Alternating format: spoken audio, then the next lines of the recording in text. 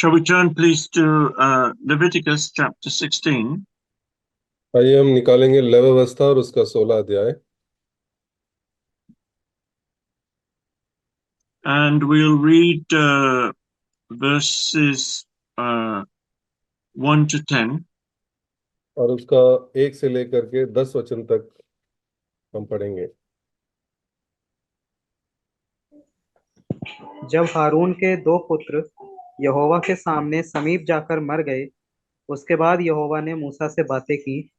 और यहोवा ने मूसा से कहा, अपने भाई हारून से कह कि संदूक के ऊपर के प्रायश्चित वाले ढकने के आगे बीच वाले पर्दे के अंदर पवित्र स्थान में हर समय ना प्रवेश करे, नहीं तो मर जाएगा, क्योंकि मैं प्रायश्चित वाले ढकने के ऊपर बादल में दिखाई दूंगा।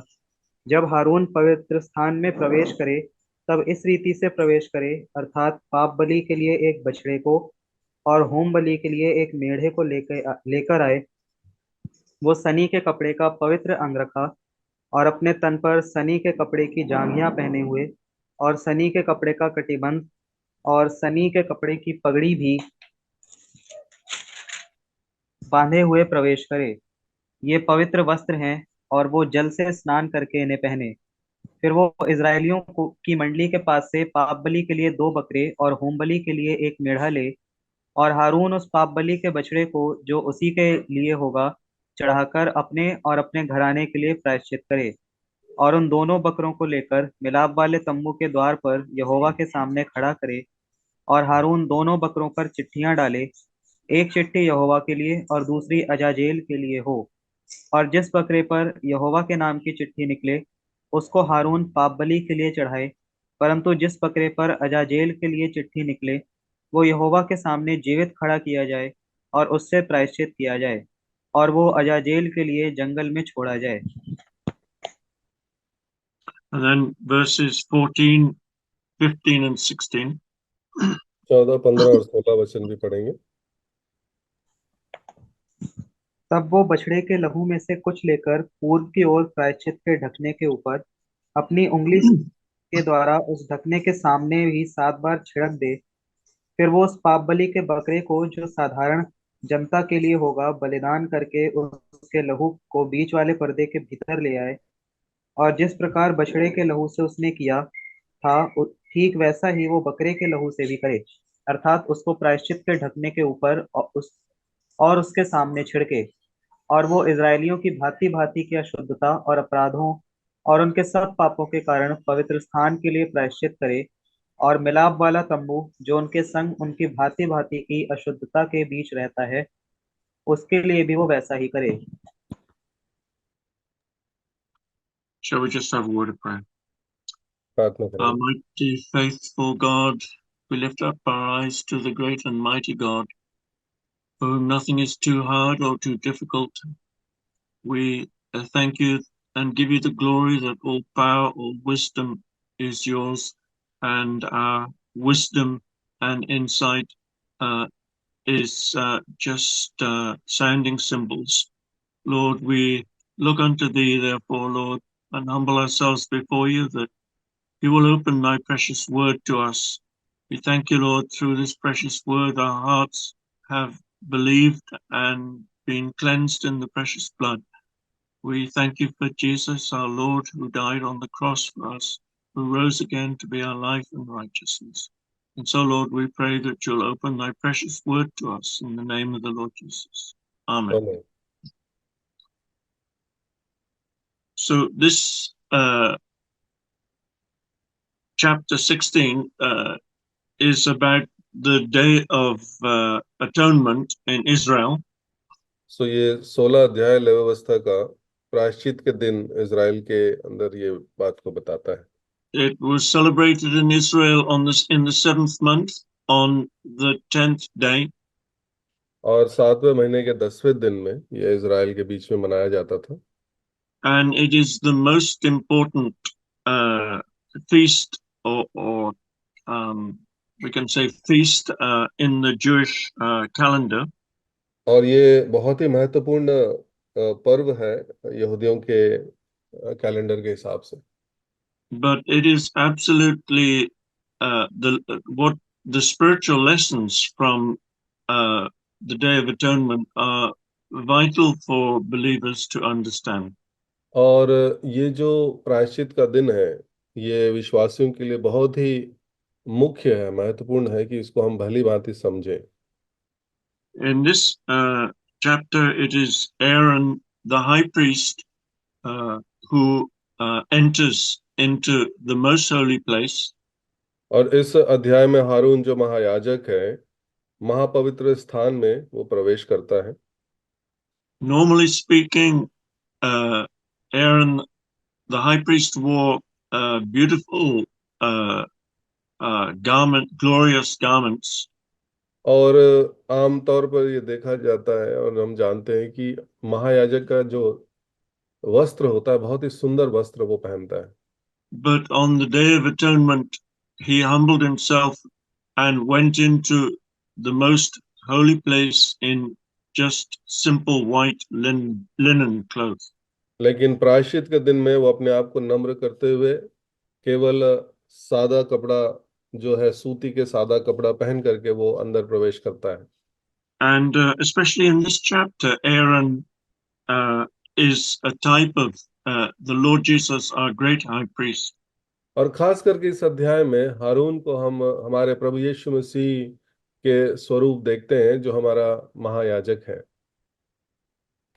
And so in verse 5 it says that he shall take two goats from the hands of the children of Israel. और यहाँ पर 8 वचन में लिखा है कि वो 2 बकरों को लेना है इजरायलियों के हाथ से। And plus also a bullock in verse 6 for Aaron's sin offering. और हारून के पाप बलि के लिए एक बछड़े को भी लेना है। And he will cast lots for which of these 2 goats shall be the scapegoat. और यहाँ पर चिट्ठी डाली जाती है कि वो दोनों बकरों में से कौन सा बकरे को बलि चढ़ाया जाएगा। And which of these shall be the scapegoat, and which shall be the goat which is slaughtered and whose blood is brought into the most holy place. तो यहाँ पर 2 बकरों के बीच में चिट्ठियां डाली जाती कि किसको बलिदान किया जाएगा और किसको छोड़ा जाएगा। And so of course this entry into the most holy place in the tabernacle was only allowed once a year by Jehovah. और परमेश्वर यहोवा के द्वारा इस महापवित्र स्थान में केवल वर्ष में एक बार ही जाने की अनुमति दी गई थी।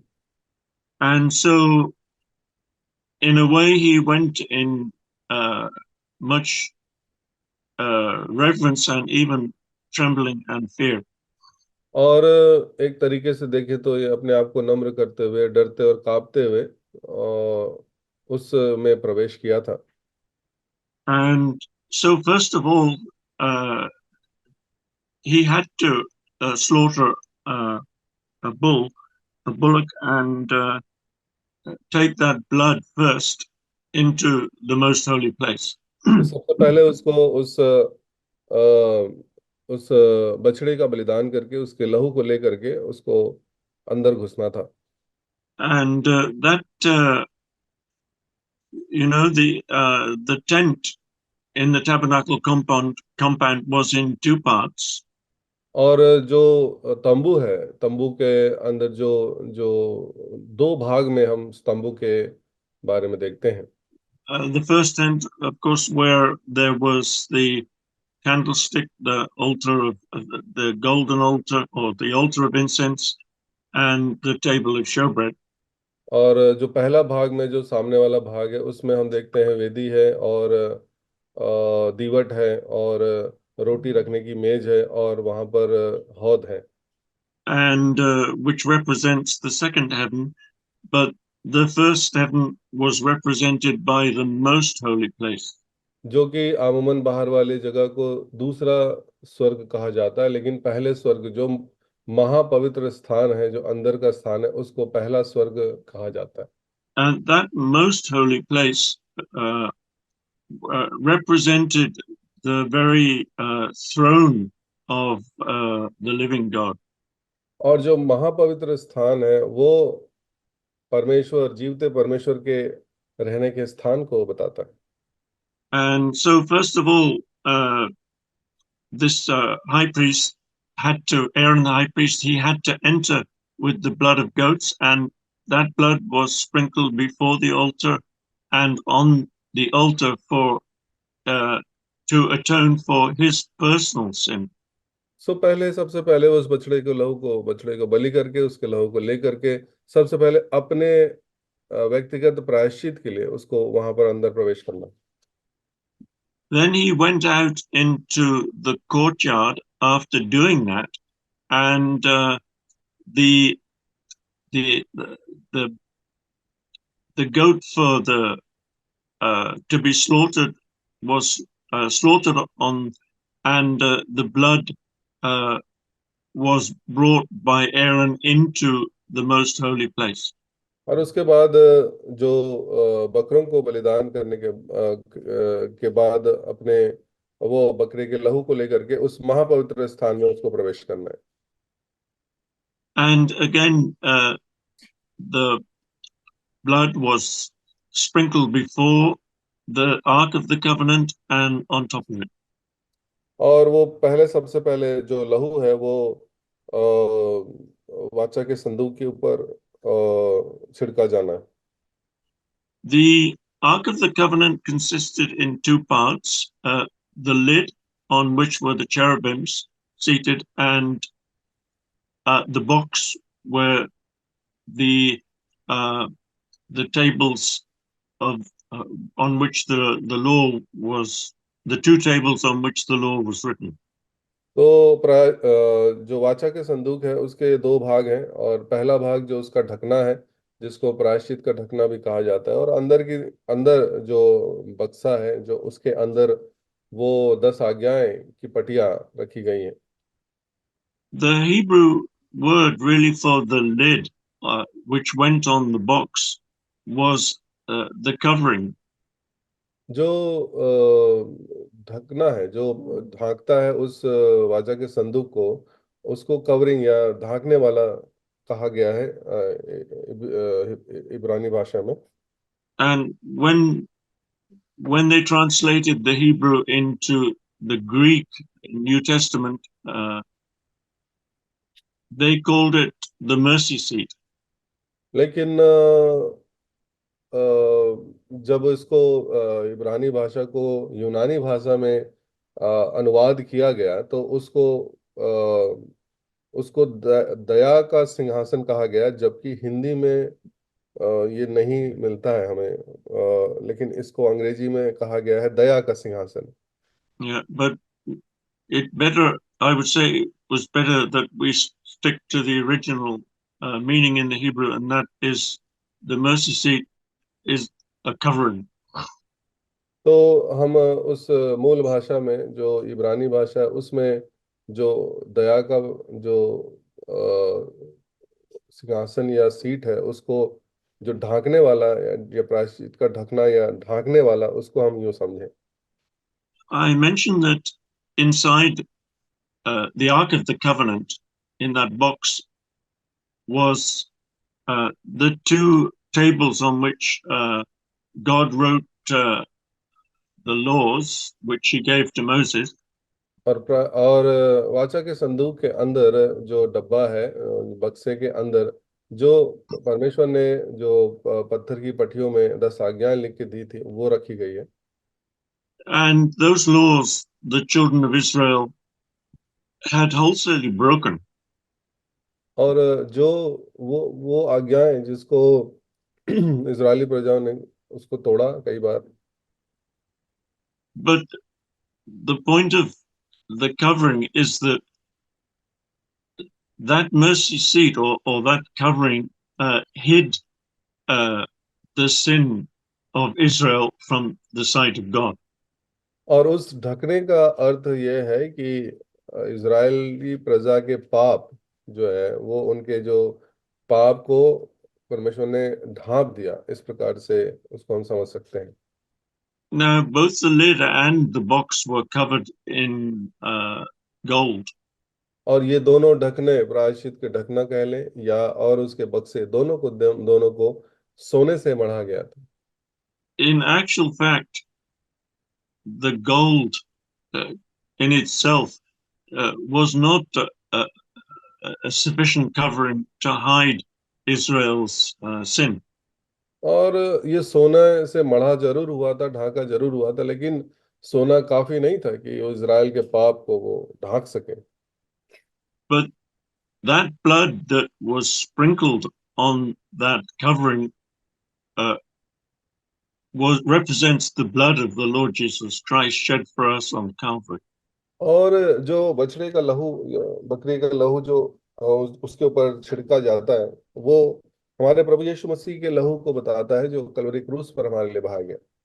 And that is really the only thing that covers our sin. और केवल प्रभु यीशु मसीह का लहू ही है जो हमारे पाप को ढांक सकता है। It is the blood that covers that covered the sin of Israel. It is the blood that the only means of purging, cleansing, and covering our sin, atoning for our sin. और ये केवल लहू ही है, प्रभु यीशु मसीह का लहू, जो Israel के पाप को ढांक सकता है। और वो केवल वही लहू है जो हमारे पापों के लिए, हमारे पापों को वो ढांक सकता है और हमारे पापों के प्रायश्चित वो कर सकता है। And this was the the great time in the Lord when Israel understood that Jehovah God had forgiven their sins. और ये बात से इजराइली इस बात को समझ पाए थे इस ढकने के द्वारा कि परमेश्वर यहोवा ने हमारे पापों को ढांप दिया है। And they waited outside the tabernacle to see if the high priest would come out, or if he had been struck dead in the most holy place. और वो बड़ी लालसा से इंतजार करते थे बाहर खड़े हो करके बाहरी आंगन में कि क्या महायाजक वापस आएगा या महायाजक अंदर ही मार दिया जाएगा उसके कुछ गलती या पाप के कारण। But in spite of Israel's so much rebellion and sin in the wilderness, every time Aaron did come out and tell the glad news that Jehovah God had forgiven their sins. और बावजूद इसके कि कई बार Israeli प्रजा ने उस जंगल यात्रा में परमेश्वर को दुख दिया और पाप किया, लेकिन हर बार जब भी हारून उस महापवित्र स्थान में लहू को लेकर के निकला, वो हर बार बाहर आया और उस अच्छे खबर को दिया कि परमेश्वर यहोवा ने तुम्हारे प्रायश्चित के लहू को ग्रहण कर लिया है। Now, if we read verse 21 and 22, Leviticus 16. और लेवी व्यवस्था 16 अध्याय का 21 और 22 को यदि हम पढ़ते हैं तो वहां लिखा है कि और हारून अपने दोनों हाथों को जीवित बकरे पर रखकर इस्राएलियों के सब अधर्म के कामों और उसके सब अपराधों अर्थात उनके सारे पापों को अंगीकार करे और उनको बकरे के सिर पर धरकर उसको किसी मनुष्य के हाथ से जो इस काम के लिए तैयार हो जंगल में भेज के छुड़वा दे। वह बकरा उनके लिए सब अधर्म का कामों को अपने ऊपर लादे हुए किसी निर्जन स्थान में उठा ले जाएगा, इसलिए वह मनुष्य उस बकरे को जंगल में छोड़ दे। So notice in verse 21 and verse 22, this word all comes 4 times. और 21 और 22 वचन में सब शब्द जो है 4 बार आता है। Because Aaron the high priest, he laid his hands on the scapegoat, and it says verse 21, he confessed all their iniquities and all their transgressions, all their sins, and again, verse 22 repeats all their iniquities. तो जब हारून दोनों हाथों को जीवित बकरे के ऊपर रखता है तो वहां पर यूं लिखा हुआ है कि इजरायलियों के सब अधर्म के काम और उनके सब अपराध और उनके सारे पाप, और 22 वचन में लिखता है फिर से दोबारा से, और उनके सब अधर्म। In this way, God is making it abundantly clear to Israel that all their sins, without exception, have been covered and forgiven. तो इस तरह से परमेश्वर यहोवा बिल्कुल साफ रीति से इजरायली प्रजा को ये बात चिता दे रहा है, दिखा दे रहा है, बता दे रहा है कि तुम्हारे सारे पाप परमेश्वर ने क्षमा किए, ढांप दिए। And so the scapegoat was sent out into the desert. It says into a land uninhabited and was never seen again. और ये जो बकरा जो छोड़ दिया जाता है वो ऐसे निर्जन स्थान में छोड़ दिया जाता है, जहाँ जंगल में, जहाँ कोई उसको फिर देख नहीं पाता दोबारा।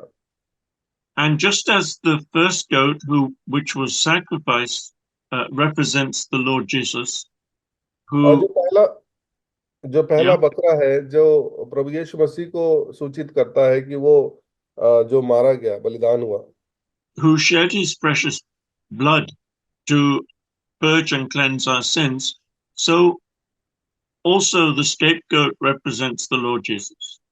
और प्रभु यीशु मसीह को पहला बकरा जिसको बलिदान किया गया, जिसके लहू को इस्तेमाल करके पापों का प्रायश्चित किया गया, वो प्रभु यीशु मसीह को दिखाता है। और दूसरा बकरा भी प्रभु यीशु मसीह को दिखाता है जो जंगल में छोड़ दिया गया।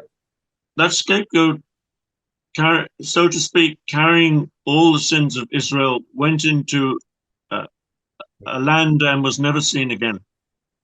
सो इसको इस प्रकार लिखा हुआ यहाँ पर हमें समझना है कि दूसरा बकरा जो सारे पापों को इजरायली प्रजा के ले जाता है, क्योंकि हारून ने उसके सर पर हाथ रखकर उन सारे पापों का प्रायश्चित किया, और वो बकरा जब जंगल में छोड़ देता है निर्जन स्थान में, फिर वो दोबारा दिखाई नहीं देता, यानी उनके पापों को लेकर वो चला जाता है, फिर नहीं दिखाई देता।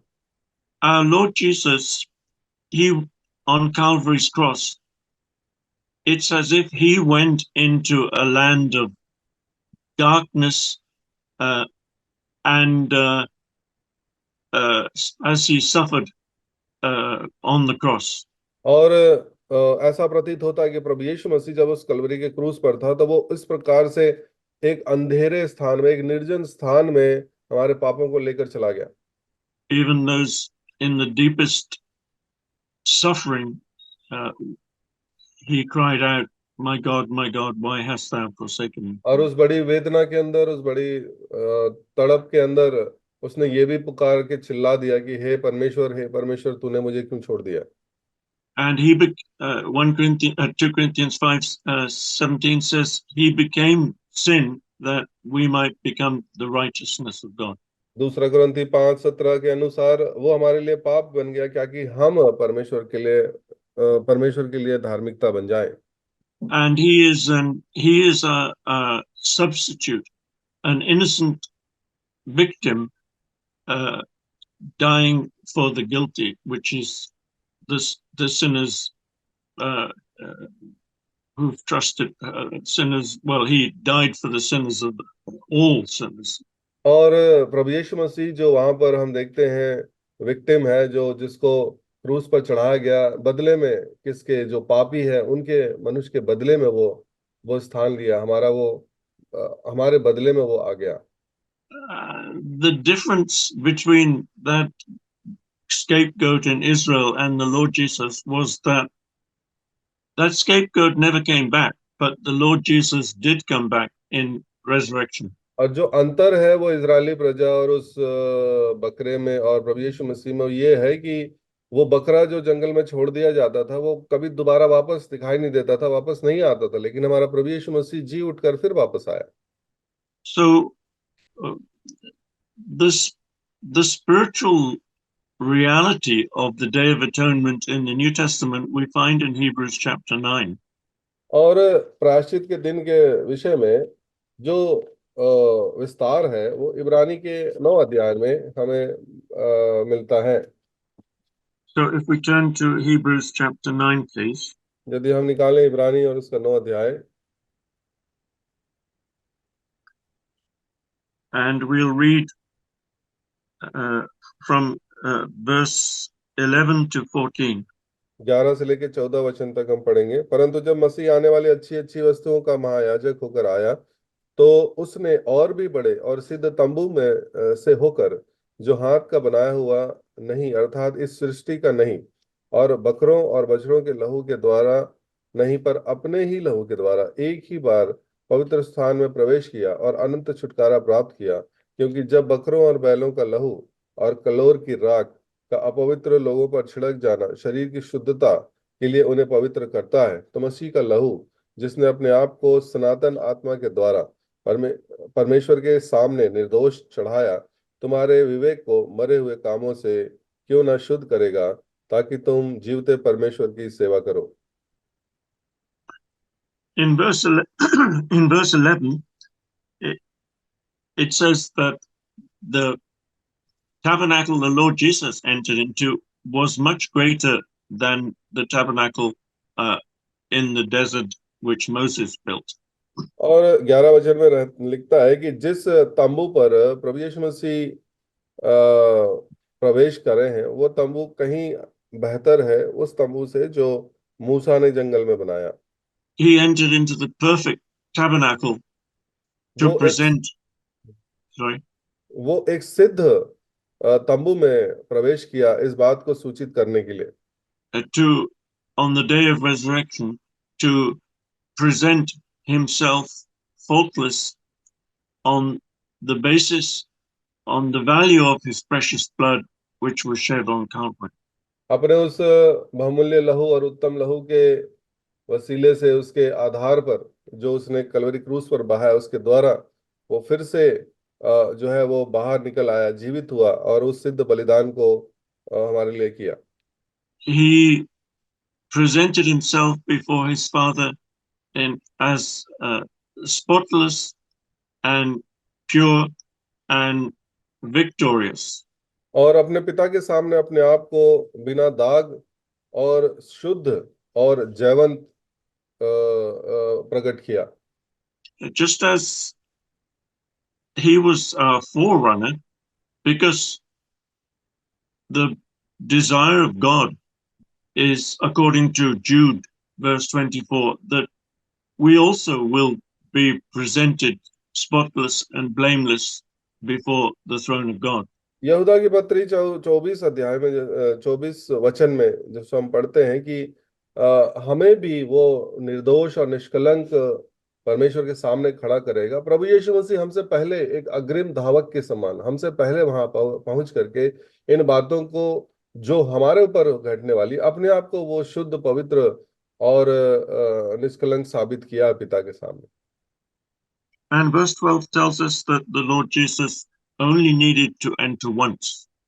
और 12 वचन कहता है कि प्रभु यीशु मसीह को केवल एक ही बार प्रवेश करना था।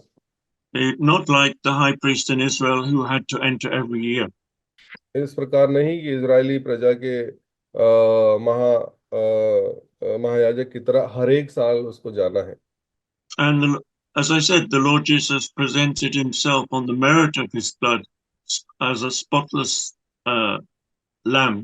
जैसे मैंने बताया कि प्रभु यीशु मसीह के लहू के अच्छे गुण के द्वारा जो एक निष्कलंक मेमना है, अपने आप को उसने हमारे लिए प्रकट किया।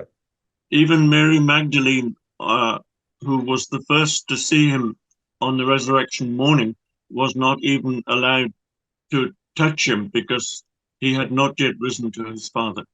और मरियम मगदलीनी भी, जो सबसे पहले स्त्रियों में सबसे पहले थी कि वो जाकर प्रभु यीशु मसीह को देखे, उसको भी छूने का अधिकार नहीं दिया गया, क्योंकि प्रभु यीशु मसीह ने कहा कि मैं अब तक पिता के पास नहीं गया हूं, इसलिए तू मुझे मत छू।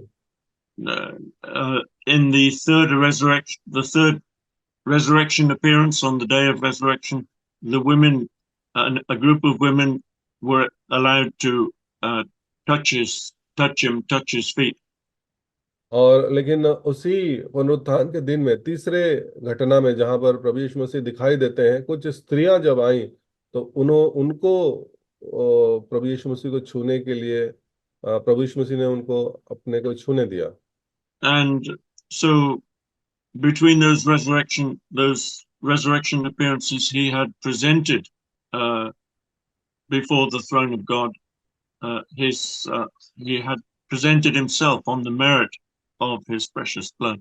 तो उस पहले और तीसरे दिखाई देने के घटने के बीच में अपने आप को जा करके पिता के सन्मुख को प्रकट करके अपने आप को निर्दोष और निष्कलंक साबित करके लहू को दे करके वो फिर वापस आ गया। And so we can understand the importance of the Day of Atonement for us as believers. और एक विश्वासी होने के नाते हमें बहुत बेहतर रीति से इस प्रायश्चित के दिन को समझना आवश्यक है। Because this helps us, the Day of Atonement in Israel helps us to understand how the precious blood of the Lord Jesus atones for us. और ये प्रायश्चित का दिन हमें समझाता और सिखाता है कि इस प्रकार से हमारे प्रभु यीशु मसीह का लहू हमारे लिए एक प्रायश्चित बना।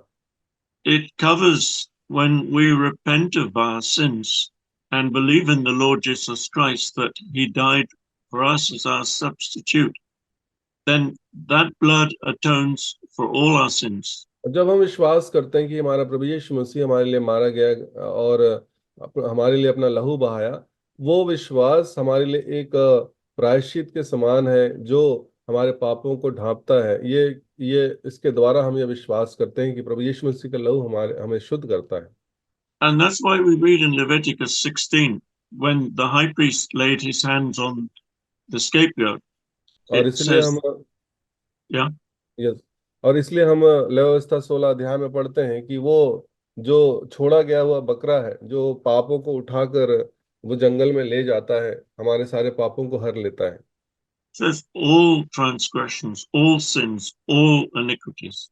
कहता है सारे अधर्म, सारे पाप, सारे गुनाह जितने सब अधर्म को वो ले जाता है। And how much more the blood of the Lord Jesus atones for all our sins when we truly repent of our sins. तो हमारे पापों के लिए कितना अधिक प्रभु यीशु मसीह का लहू जो हमारे लिए वो कारगर है या कार्य करता है, जो हमारे सारे अधर्म पापों को, सारे दोषों को, अवगुण को, हमारे सारे अधर्मों को वो धो देता है। Now, what about the sins which the Israelites committed during their daily life? और उन पापों के बारे में क्या जो इजरायली दिन प्रतिदिन के जीवन में करते थे? Their sins as a whole had been forgiven on the Day of Atonement.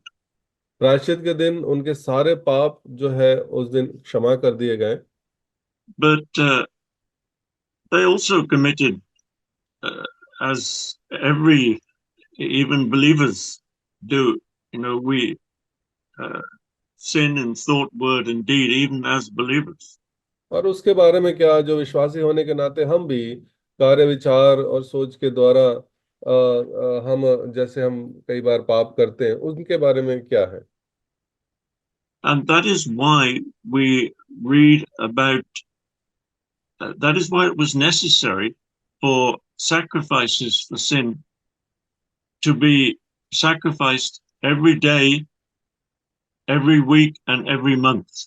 और इसीलिए यह जरूरी है कि हर एक दिन, हर एक हफ्ता और हर एक महीने वो प्रायश्चित का जो है बलिदान किया जाए। Plus the fact that when an Israelite committed sin, he had to bring a sin offering and lay his hands on its head, confessing his sin. इसके अलावा प्रायश्चित के बलिदान के अलावा अगर कोई और पाप करता है इजरायली प्रजा या कोई लोग, तो वो पाप बलि भी का भी प्रयोजन है कि आ करके पाप बलि को करे और अपने पाप से छुटकारा पाए। The Day of Atonement, it covered the sin which Israel was not aware of. और जो प्रायश्चित के दिन जो उनके लिए जो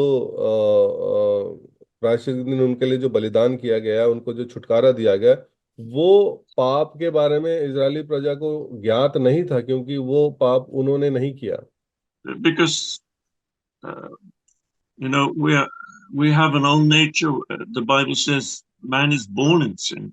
और जैसे बाइबल बताती है कि हमारा एक पुराना स्वभाव है जो मनुष्य पाप में ही जन्मा है, तो उसके लिए हम कुछ नहीं कर सकते। And that was taken care of by those daily sacrifices in Israel, weekly and monthly sacrifices, and their own personal sacrifices. जो बचपन से या पैदाइश, जो गर्भ से ही जो पाप लोगों के जीवन में था, उनको उसके प्रायश्चित के लिए प्रतिदिन या हफ्ते में या महीने में या फिर पाप बलि के द्वारा उनसे छुटकारा पाने के लिए ये बार बार बलिदान चढ़ाए जाते थे। What I mean to say is that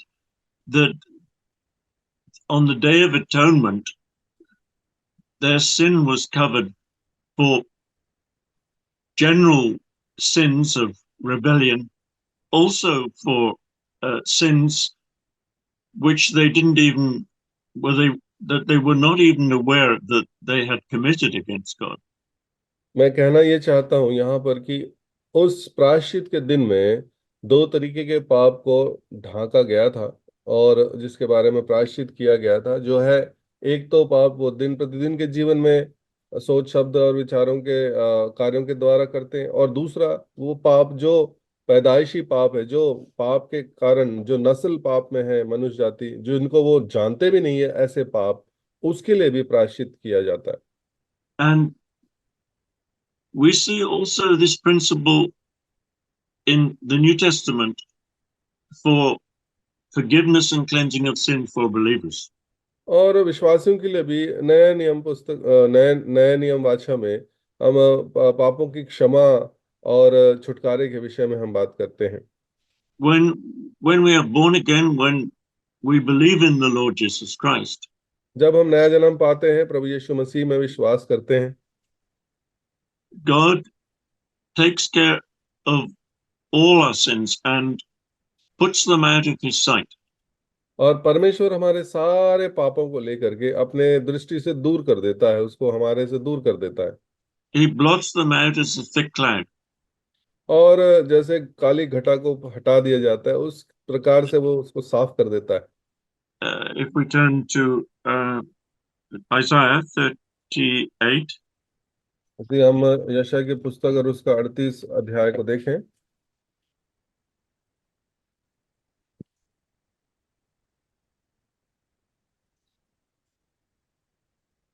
Isaiah 38 and verse 17. यशायाह 38 और उसका 17, देख शांति ही के लिए मुझे बड़ी कड़वाहट मिली, परंतु तूने स्नेह करके मुझे विनाश के गड्ढे से निकाला है, क्योंकि मेरे सब पापों को तूने अपनी पीठ के पीछे फेंक दिया। See, very clearly, God says he has put our sins behind his back. बहुत साफ रीति से कह रहा है यहाँ पर कि हमारे पापों को परमेश्वर ने, प्रभु यीशु मसीह ने पीठ के पीछे फेंक दिया। If you put something behind your back, it's out of your sight. यदि आप किसी चीज को अपने पीठ के पीठ तरफ फेंक देंगे तो आपको दिखाई नहीं देगा वो। Just like the blood which covered the mercy seat on the Ark of the Covenant, it put out of sight the broken laws which Israel had committed. और जिस प्रकार से उस प्रायश्चित के जो ढकने या उस दया के पात्र को हम देखते हैं, जहाँ पर जो 10 आज्ञाएं थी रखी गई थी, उसको ढांका गया था, जिससे इज़राइल के पाप को ढांका गया, वो विचार हम देखते हैं। उसी प्रकार से ये भी हमारे लिए होता है। So this is the meaning of atonement. It's a covering of our sin and putting it out of God's sight. तो प्रायश्चित का मतलब ही यही होता है, जो हमारे पापों को ढांक देना या फिर उसके दृष्टि से ओझल कर देना, पीठ के पीछे फेंक देना। Because just as the blood on the doorposts, which on the first Passover hid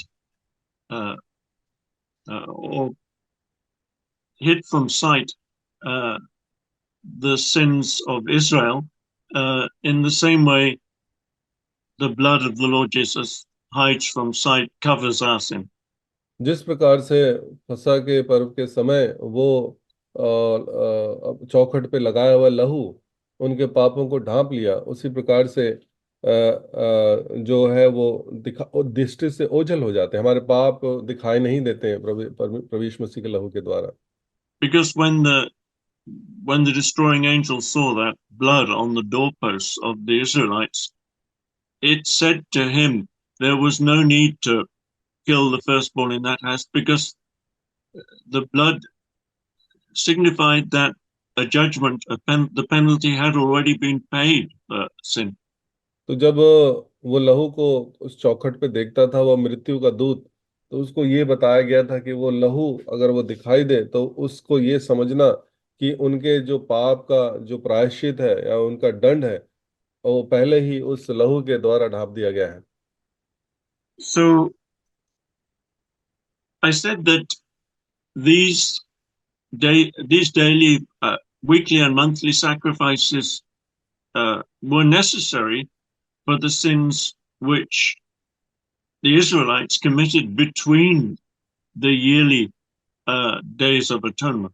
तो ये जो प्रतिदिन का या हफ्ते का या महीने का जो बलिदान है, ये उसके लिए होता था जो साल में, पूरे साल में जो बीच के दिनों में इजरायली प्रजा पाप करती थी। And even though God has completely forgiven our sins as believers and covered our sin and put them behind his back, we still commit sins, daily, in बावजूद thought, इसके word, भी and deed. बावजूद इसके भी कि हमारे पाप जो प्रभु यीशु मसीह ने पीठ के पीछे फेंक दिया, हमारे हमारे हमारे प्रायश्चित करके, और हमें पापों से क्षमा दे दी, लेकिन फिर भी विश्वासी होने के नाते प्रतिदिन के जीवन में हमारे जीवन में पाप जो है वो होता है। And the point is that we still, as believers, when we are aware of some sin in our life, we need to confess our sin and receive the cleansing of the precious blood. और विश्वासी होने के नाते हमें इस बात का ज्ञात होना चाहिए, इल्म होना चाहिए कि जो प्रतिदिन के जीवन में हमारे लिए हमारा जो पाप होता है उसके लिए प्रायश्चित आवश्यक है। And that's why we read in 1 John 1:7, if we walk in the light as he is in the light, we have fellowship one with another, and the blood of Jesus Christ, his son, cleanses us from all sin. और इसीलिए हम पहला यूहन्ना 1 अध्याय उसके 7 पद में यूं पढ़ते हैं कि पर यदि जैसा वह ज्योति में है वैसे ही हम भी ज्योति में चले तो एक दूसरे से सहभागिता रखते हैं, और उसके पुत्र यीशु का लहू हमें सब पापों से शुद्ध करता है। And what is the condition that God shows here for cleansing from sin?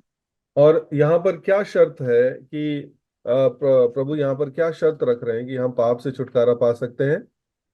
In verse 9 it says, if we confess our sins, he is faithful and just to forgive us our sins and to cleanse us from all unrighteousness. और 9 वचन में कहता है यदि हम अपने पापों को मान ले तो हमारे पापों को वो शुद्ध करने में और हमें क्षमा करने में वो विश्वास योग्य और धर्मी है। That is the only simple condition to keep our heart clean and right with God. यही एक साधारण सा शर्त है, ये दशा है जहां पर हम आकर के अपने जीवन को शुद्ध और पवित्र रख सकते हैं। And Proverbs 28 and verse 13. और नीति वचन 28 और 13 में क्या कहता है?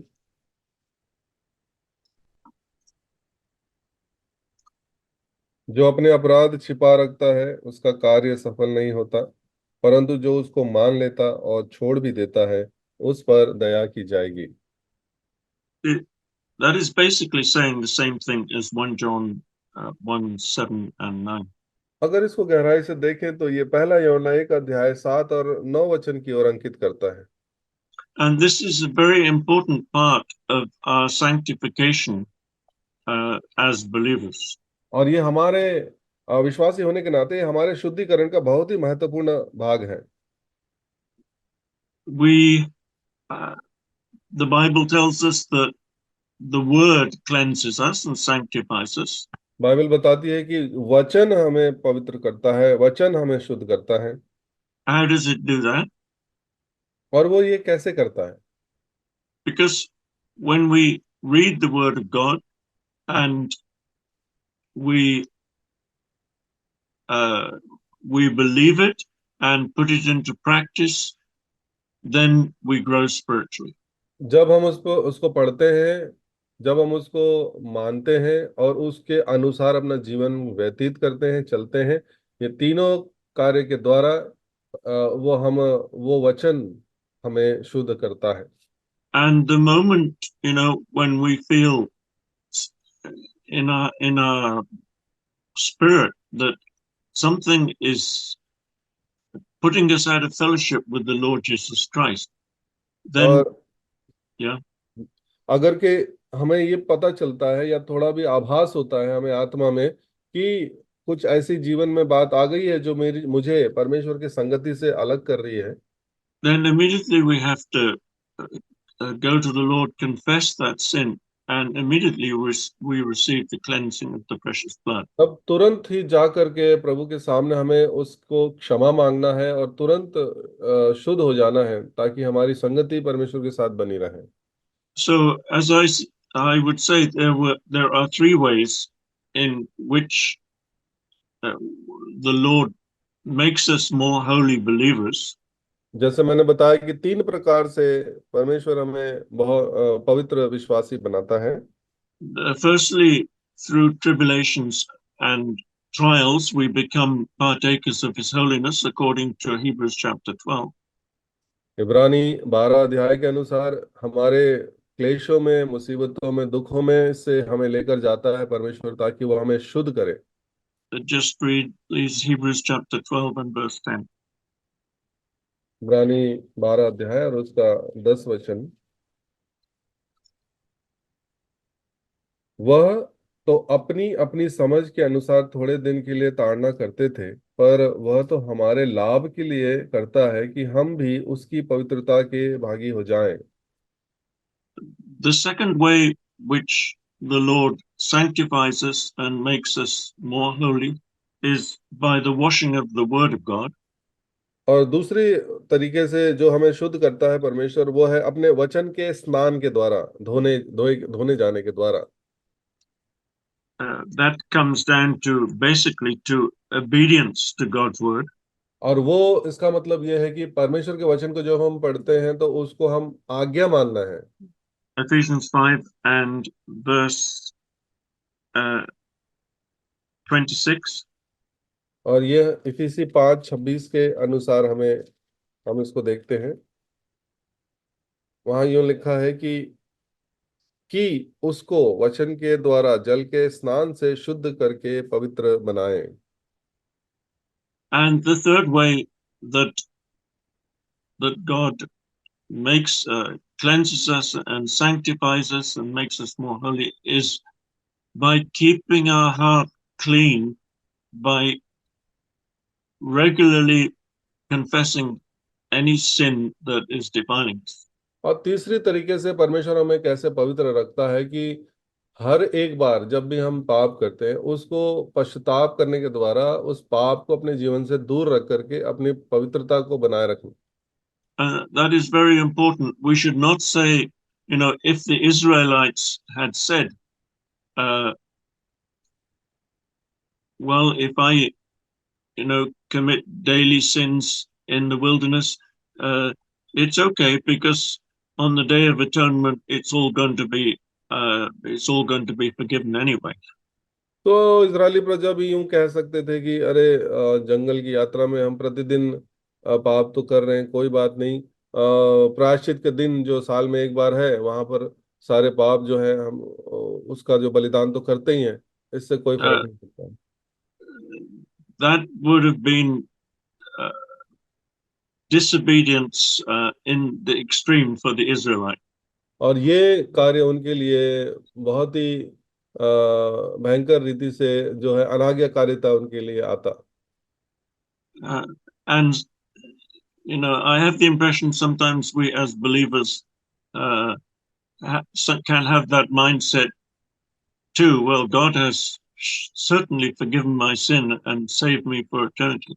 So sometimes we can, as believers, get a bit careless about when we see some sin, delaying it uh, until another time.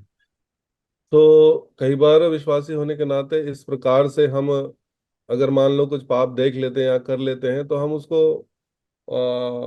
उसको नजरअंदाज करते हैं या उसको देर करते हैं उसको उससे पश्चाताप करने के लिए।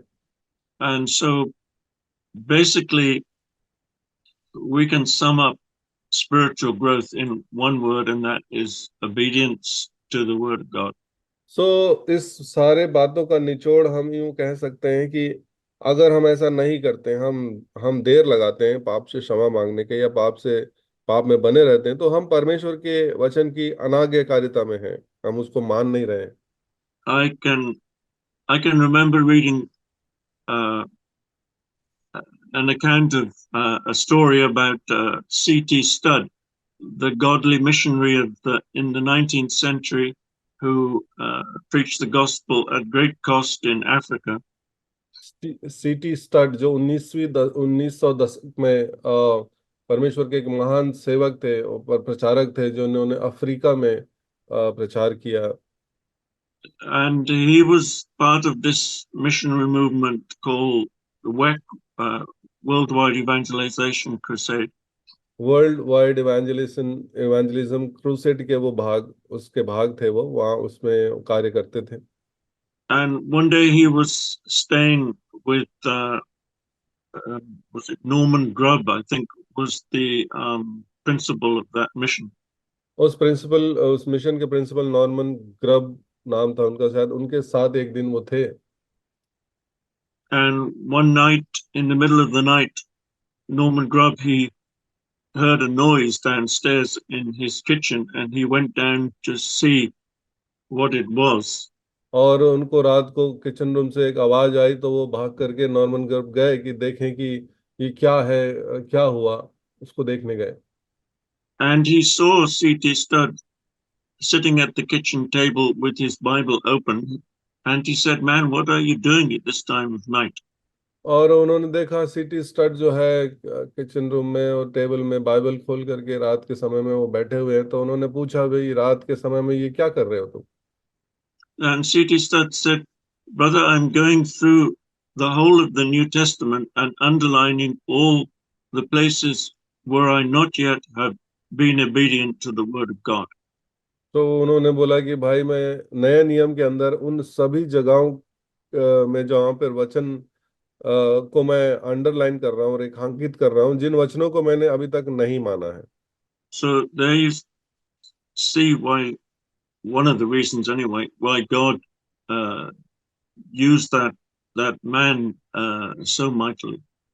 और यही कारण है, एक कारणों में से एक कारण है कि इस प्रकार से परमेश्वर ने उस व्यक्ति को बड़ी सामर्थ्य से इस्तेमाल किया अपने वचन के कार्य के लिए, क्योंकि उसका इस प्रकार से नजरिया था अपने पाप के प्रति और परमेश्वर के वचन को आज्ञा मानने के प्रति। So finally, I would again repeat that for believers, it is very important when we feel some sin which is disturbing our fellowship with the Lord. It is our eternal wisdom and benefit if we confess it right away and claim the cleansing of the precious blood. तो विश्वासी होने के नाते ये बड़ी बुद्धिमानी की बात होगी कि जैसे ही हमें लगता है कि कोई जीवन में ऐसे पाप आ गई है जो मेरे और परमेश्वर के बीच में संबंध को खराब कर रही है या आपकी आत्मा आपको इस बात से छोड़ रही है, तो तुरंत तुरंत उस पाप से आप क्षमा मांग ले, छुटकारा पा ले, ताकि आपका संबंध परमेश्वर के साथ फिर से वैसा ही बना रहे जैसा होना चाहिए। And I'm sure it will bring greater blessing to our spiritual lives. और मेरा यह पक्का विश्वास है कि ऐसा करने के द्वारा अपने जीवन के अंदर आप बहुत ही बड़ी आत्मिक आशीषों को बार बार प्राप्त करते रहेंगे। So may God bless His word so to Prabhu us. सो प्रभु इस वचन को, इस मनन को, इस सारी बातों को हमारे लिए आशीष का कारण बनाए। Amen. आमीन।